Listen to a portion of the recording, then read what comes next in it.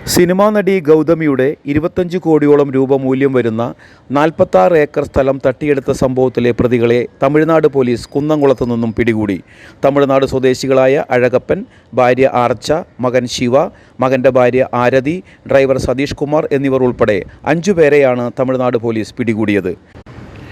Tamil Nadu DYSP John വിക്ടറിൻ്റെ നേതൃത്വത്തിലുള്ള 10 അംഗ police സംഘമാണ് പ്രതികളെ പിടികൂടിയത്. പ്രതികൾ ചൂണ്ടലിൽ വാടകയ്ക്ക് താമസിച്ചു വരുന്നുണ്ടെന്ന രഹസ്യ വിവരത്തിൻ്റെ അടിസ്ഥാനത്തിൽ നടത്തിയ പരിശോധനയിലാണ് ഇവർ പിടിയിലായത്. ഇവർക്ക് ചൂണ്ടലിൽ ഒളിവിൽ കഴിയാൻ സഹായം ചെയ്ത് നൽകിയത് കുന്നംകുളത്തെ ഒരു പ്രാദേശിക മാധ്യമ പ്രവർത്തകനാണെന്ന് സൂചനയുണ്ട്. ശ്രീ പെരുമ്പത്തൂരിൽ ഉൾപ്പെടെ തമിഴ്നാട്ടിലെ വിവിധ ഭാഗങ്ങളിലായുള്ള ഭൂമിയാണ് തട്ടിയെടുക്കപ്പെട്ടതെന്നും താനും മകളും വധഭീഷണി നേരിടുകയാണെന്നും ഗൗതമി നേരത്തെ പരാതി നൽകിയിരുന്നു. ചെന്നൈ പോലീസ് കമ്മീഷണർക്കാണ് പരാതി നൽകിയിരുന്നത്. പിന്നാലെ ഗൗതമിയെ വിളിച്ചു വരുത്തി പോലീസ് വിശദമായി മൊഴിയുമെടുത്തിരുന്നു.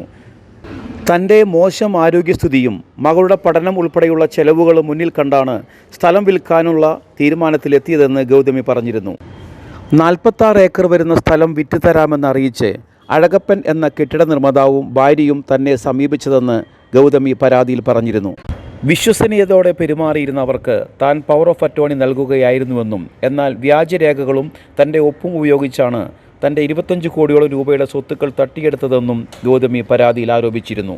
വിഷയത്തിൽ പിന്തുണ ലഭിക്കാത്തതിനാൽ 20 വർഷമായി അംഗമായ BJP-യിൽ നിന്നും താൻ രാജിവെച്ചതായും ഗൗതമി അറിയിച്ചിരുന്നു.